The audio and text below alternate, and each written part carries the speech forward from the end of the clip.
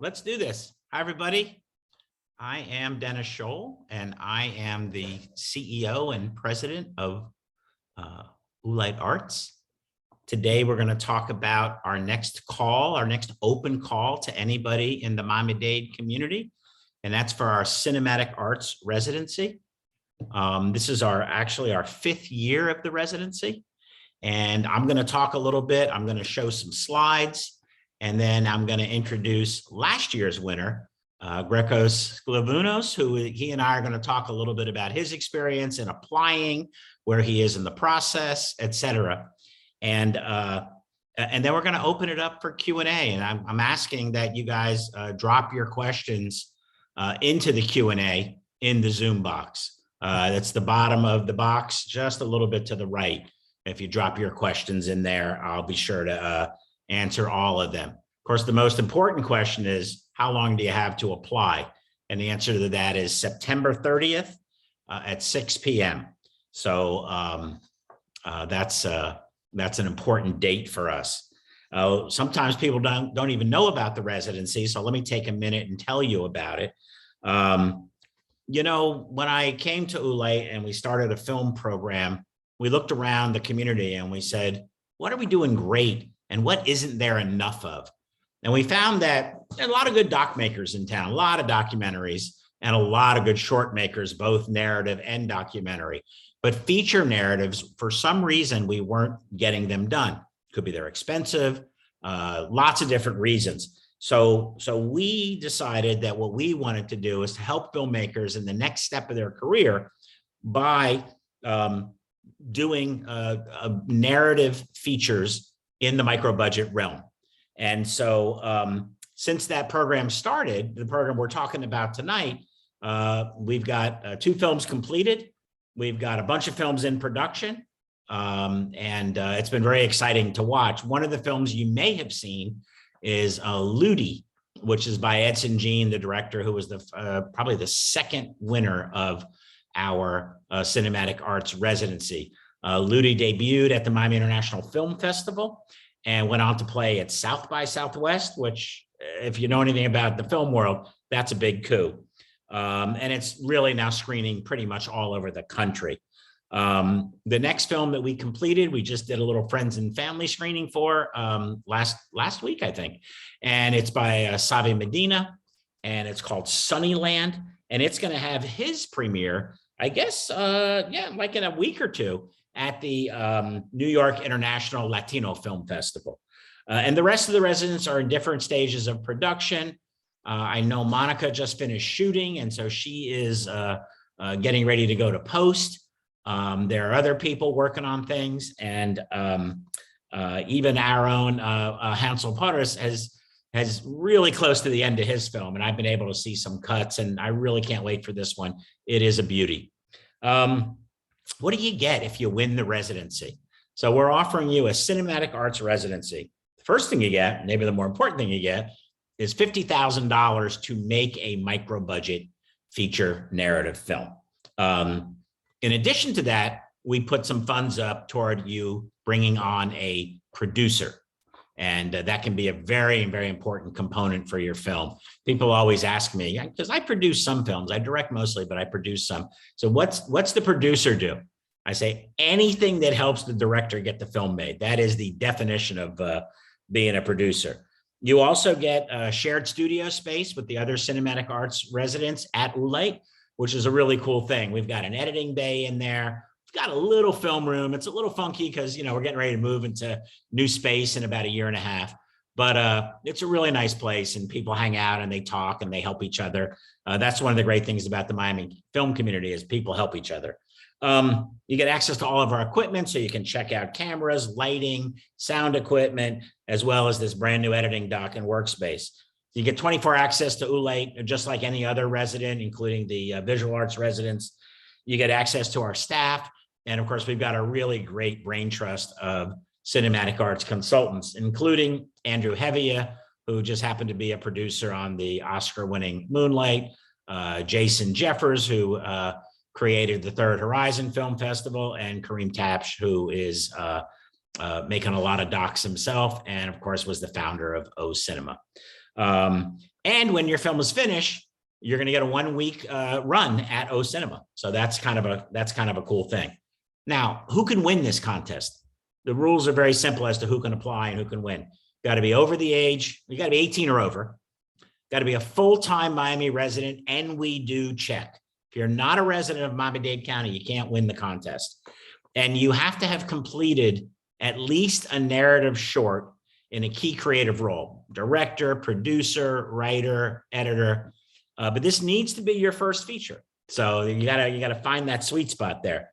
If you win, what are you going to be doing during the residency? Well, I'm actually going to save that question for my man Greko when we get to him in a couple of minutes, and let him tell you what he's been doing, because he's basically taken it from cradle to grave, and he's not super deep into it yet, so he can talk about that a little bit.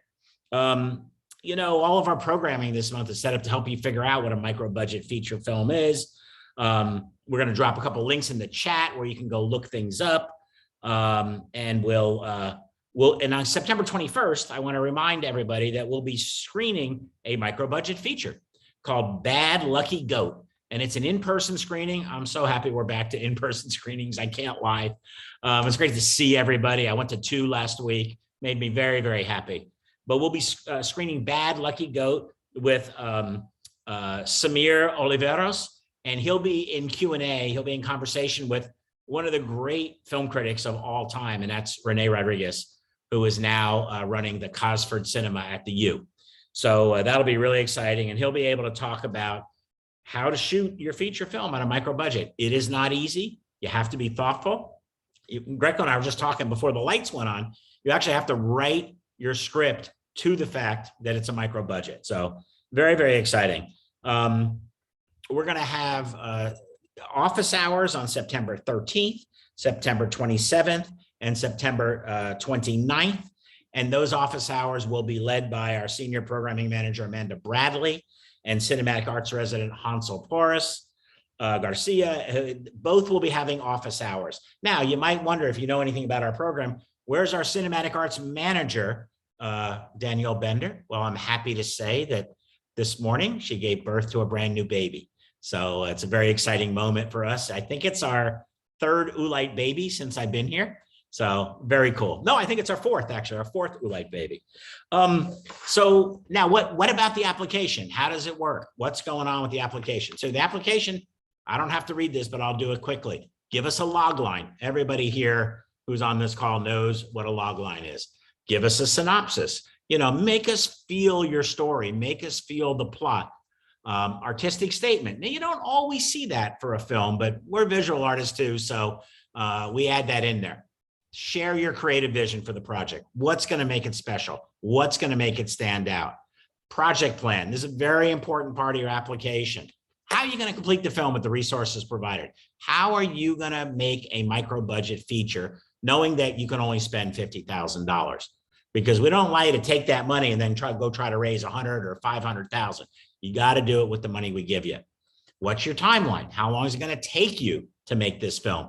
We've had some as quick as 6 months, and we've had some that are going on 3 years. Now, COVID hasn't helped. I got to be honest with you.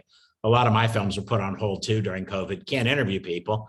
You certainly can't put crews together. So that's no comment on the people that who haven't been able to, make it happen. And the last thing we ask you is, how does this film embrace micro budget filmmaking? Watch some micro budget films, see how they work. They're different than Spider-Man, let's say. Be really cognizant of that. We want your filmmaker bio, we want your CV, and we're going to want a little work sample. Remember, I said before, we need you to show us something that you've been involved in a film in a major creative role. So those are the things you need to give us in order to be your application, to submit your application. Your work sample can be up to 20 minutes in length. Okay, if you send us more than 20 minutes, we're not going to watch it. So, it's a big decision for us. $50,000 is a big grant for us. And we're really looking for somebody who can show us that they've got the chops to do their first micro budget feature narrative. Somebody always asks me for tips on applying. So I'm going to give you some tips. We're looking for somebody who's ready to hit the ground running. What does that mean? Edson Jean said, here's my log line, here's my synopsis. By the way, the script is done, and I'll be shooting 3 days after you say go. And so you don't have to be in that position, I promise you. But that was a real motivating factor for us to bring Edson in and to give him his shot. The other folks that have won, they were in various stages of completion. Some of them had a script, some of them had a piece of a script. Some of them had been looking at locations and thinking about actors and things like that. So, but being ready to hit the ground running, convincing us that you're going to rock and roll in this thing is very critical. We're looking for films that are connected to the community. This is the 305. We are an organization that supports Miami-Dade artists. So a film that touches us in the community, by the community, for the community, about the community is going to have a leg up. The film is meant to be shot in Miami. So we're not looking to fund something that's filmed in another state or another country. This should be something that resonates with South Florida audiences, regardless of the genre. And we're not genre specific. I'm surprised we haven't seen any horror film winners, because there's some great horror filmmakers down here. But we're not genre specific at all. Micro budget, feature, narrative. That's our full stop. We're looking for filmmakers who can write and budget and direct without sacrificing the creativity or quality of the film. That's not easy. You don't need fancy sets, you don't need fancy equipment, but you got to have something that resonates. You got to be able to play to that micro budget feeling. So those are the tips that I think, if you're thinking about your application, those are the tips that I think that we would suggest. Now, what's the timeline? Let's talk about that for a second. So the timeline is applications just opened a few days ago. As I said, they closed September 30th, and we're looking for one winner. And so what'll happen is the applications will close September 30th. And again, I don't choose the winner. Hansel doesn't choose the winner. Danielle doesn't choose the winner. We bring in an independent jury of good filmmakers, people that have made micro budget films, and we ask them to choose. That's how we do virtually all of our open calls are done with juries. So, the people at Oolite aren't the deciders. The deciders are the juries. And then between October and November, we'll have the jury look at all the applications. Then we'll bring them together back in person again, and they will decide the winner. We'll then vet things. They may have questions. We may sit down with the potential winners and talk. And then early January, we'll announce a winner. The residency period is January 2023 to January 2024. And if you are participating in our culture and you're moving your film forward, we are generally going to give you a second year of your residency. So that's kind of the timeline and the jury process. And then I'm going to ask Greko to put his camera on and join us. And we're going to talk a little bit about his process and his application. I see him. There he is. Hey, brother. How you doing? Can you hear me? I can hear you. How are you doing? Awesome. It's great to see you. So Greko won the 2022 Cinematic Arts Resident contest. He was chosen by a jury. He was chosen from about 140 applicants. And he's a really beautiful filmmaker, I have to say. I've seen some of his short work. We were in a couple festivals together, and we got a chance to chat, and I got a chance to see his work. So there's a lot of grace coming down the pike from him. So people know what it's like to win. What is your background in filmmaking? Have you made some films before? I know you made one. I saw it. Yeah, so I was born and raised in Miami. I went to undergrad in Florida State University, the film school there. Which is a really good film school. Yeah, it's pretty fantastic. It's more of an industry school. I mean, I went such a long time ago. We're still shooting on film. So that gives you an idea of how long ago. That is something, because I've been making films for about 12, 13 years now, and I've never seen a piece of film. So we're still shooting on film. I moved to LA shortly after. I lived there for about 5 years. I was working on commercial projects, mostly music videos, short form content, trying to really find my place in the industry. I found myself pretty frustrated there, both creatively and for other reasons. I found, at least at the time, uh, its labor practices like pretty exploitative, especially for young creatives. It was hard to find equipment. This was just when digital was starting to become a thing. Yeah. I decided to move around a bit. I left LA. I moved to New York for a winter. I had a And friend. I had a friend who said to me once when we were talking about why Miami filmmaking had suddenly gotten really interesting, particularly in the indie area, because it's mostly indie here. But he said, well, he said, you can move to LA and pull cable on somebody else's big film, or you can come back to Miami and make your film. And that's what Oolite's about. That's what we're trying to do here. We want people like you to have your shot, to make your film, bring it to the festivals. And who knows what can happen when you look at, Ludi going to South by and touring the country. So yeah. Now, what were you totally. working on before applying? Just before you applied last year, what were you working? So I had just finished my short film in Beauty It Is Unfinished. It was my first short film. I shot it in 2019. The pandemic hit. I went into post-production, decided to sort of like shelve it for a while. Then I started applying to festivals, and the timing just aligned. As soon as it started playing festivals, the opportunity came up for the Oolite residency, and I applied. What made you want to apply? What made you think this was for you? I would say the application came at the perfect time for me. I had an idea. Oolite provided the impetus for it. I think that applications provide a really good opportunity to, if you have an idea, to develop it, to really put some teeth into it. And it forced me to sit down, actually think through it. But ultimately, what really pushed me to do it was word of mouth. People that I really trusted and admired really like pushed me to it. So I Yeah. did. You said something really important there, though, and I think I want to amplify for a second, and that is that 100 or so people will probably apply to this. There's probably going to be just one winner, but the act of sitting down and grinding a log line and grinding a synopsis and thinking about a budget and thinking about a timeline does wonders for your thought process when you're trying to make a film. It does wonders for it. The impetus to do that is really, really important. So I think that's a really great idea. Did you think the application was difficult?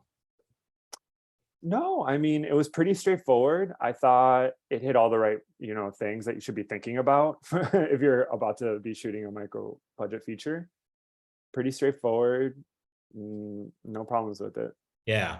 And when you submitted, did you think, based on word of mouth, based on the application, did you think we were looking for a specific kind of film? And did you think yours was that kind of film? I was looking back at Oolite's previous residents, at the programs that Oolite has put together, the juries of the past, and I was pretty confident in the fact that Oolite had an understanding of the breadth of what narrative could be in the larger conceptual sense. So I had no doubts. I come from a more experimental background in terms of my filmmaking practice. Yeah. So, I said, why not? Another thing I want to amplify is that you really do have an experimental practice. I mean, your short film, which I got to see at the New Orleans Film Festival, very experimental. And I'm very excited to see how you're going to give me a micro budget feature narrative, he says once again, but still be you. And, we're just going to let you run. I mean, that's kind of what we do. Did you send us a work sample? Did you send us a chunk of the short? Yeah, I actually sent the entire thing. So I think it was a 20-minute limit. So mine clocked in around 15. So I said, let me just give the whole thing. Yeah, it was beautiful. Like I said before, it was graceful. Yeah. It was so much thought that went into the production, but also the experimental nature of it. I think that, it was really, I mean, the jurors were sold for sure. Why'd you win? How come you won? I think about this a lot. I would suspect it had to do with my artistic statement, honestly, and project plan. Interesting. And my understanding of what a micro budget feature is, at least in the point of view of the project I proposed. I was pretty specific in breaking down how I imagined my production working from a filmmaking standpoint, unique to my idea that I was proposing. You know, these are the ways that films are usually shot, and this is how mine will be different. Sure. I was also pretty sincere in why I wanted to make it. So Authenticity counts. yeah, I would say so. Yeah, yeah. Okay, so you've won. Where are you at? How's it going? You know, it's a process. My artistic process is you know, really there's a lot of care involved. There's a lot of research. My feature, I guess, could be described as a character study that explores the emotional inner world of a man through the memory held in his body, his spirit, and the landscape itself. So I'm asking a lot of questions about emotional and diasporic memory. So that required me to go into deep research into my familial history, diasporic histories, and local histories. I'm distilling a lot of themes, and I want to shoot the majority of the film in Homestead. So that required an outreach, an engagement with the community. It's an ongoing project. I don't want to be extractive in my practice. So it's taken time to develop those strategies that are reciprocal to the community. Sure. In terms of where I am specifically, as part of my practice in developing the film, I've been going into spaces. Those spaces have been informing my writing process. And it's sort of this give and take of inspiration from the landscape, inspiration from the spaces, going into the writing process. So it's an evolving thing that I imagine will go up into production. Yeah, well, you and I were talking a little bit before we put the lights on about how scouting is influencing, you know, location scouting is influencing your writing.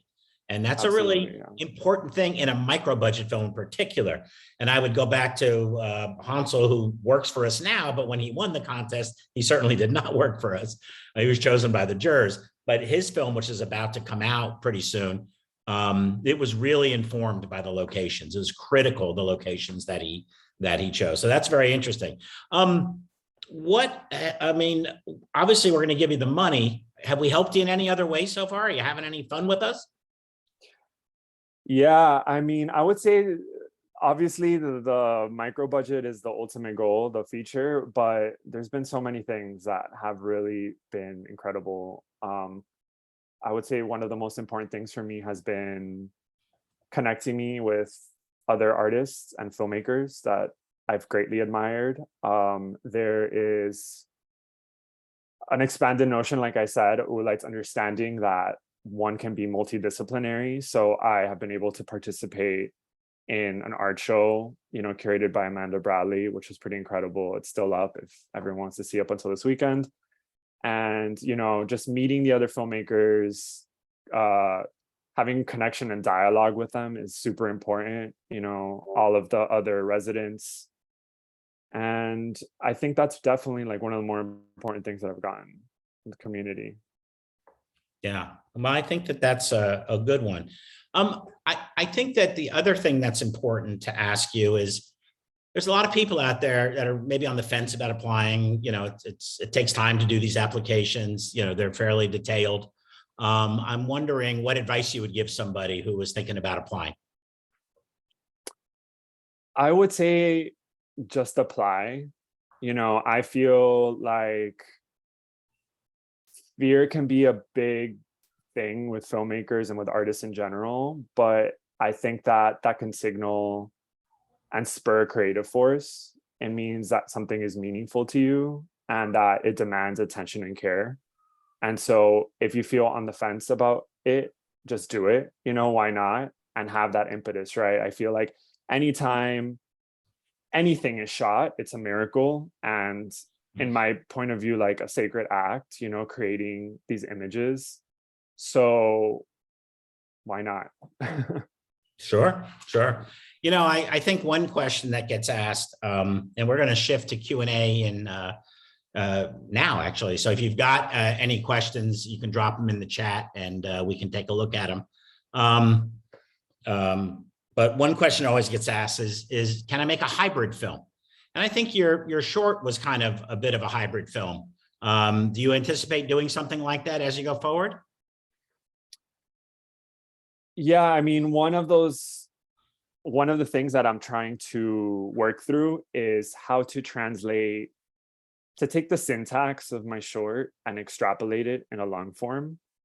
My short was, if you can sort of compare it in literary terms, like a piece of poetry, and a narrative feature film is more akin to literature. So what does that look like when it gets extrapolated to the long narrative form?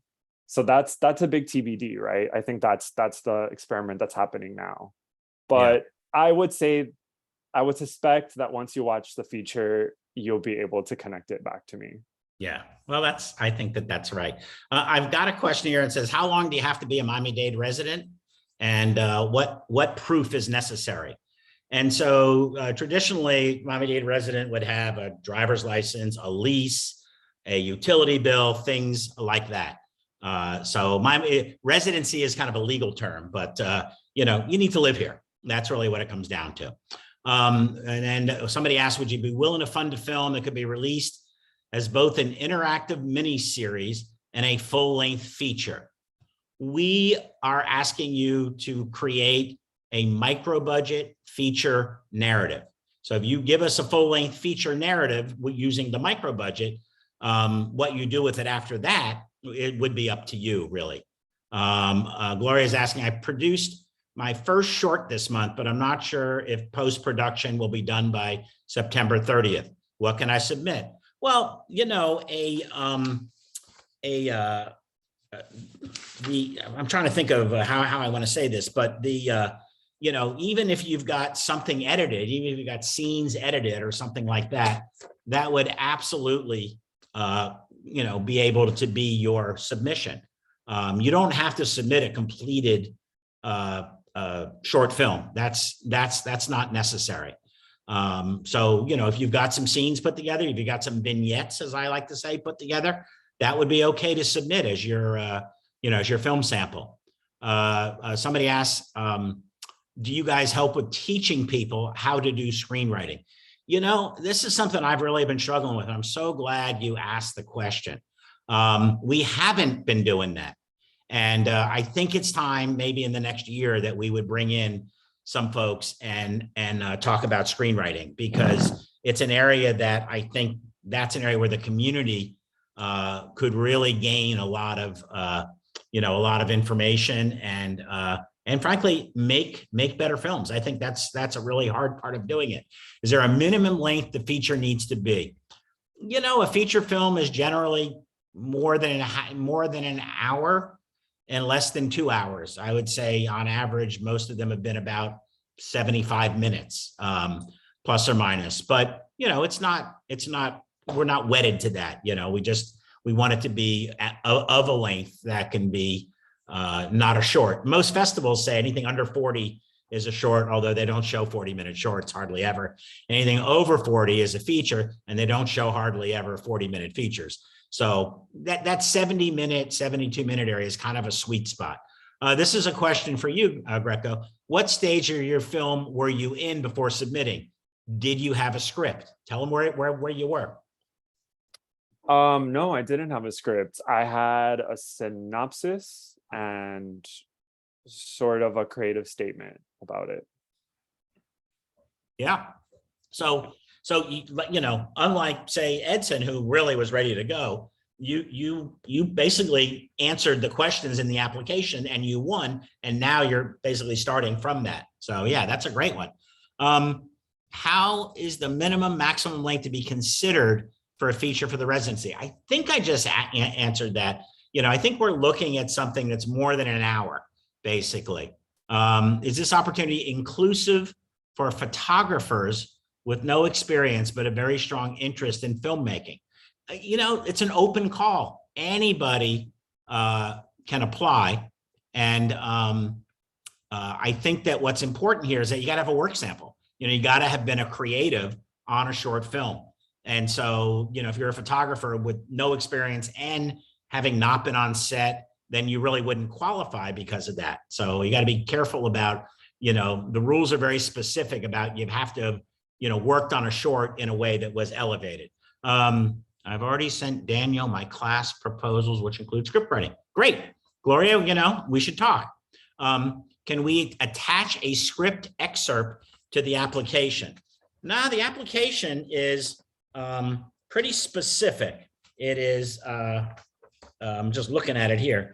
The application is a form that you fill out, and it's limited to word count. It's a log line, a synopsis, an artistic statement, a project plan, a timeline, tell us how you embrace micro-budget filmmaking, a filmmaker bio, and these are all limited in word counts. You'll see that when you go to the application, a CV, and that work sample. So there you go. Can a documentary short be submitted as a work sample to show my experience as a filmmaker? Absolutely.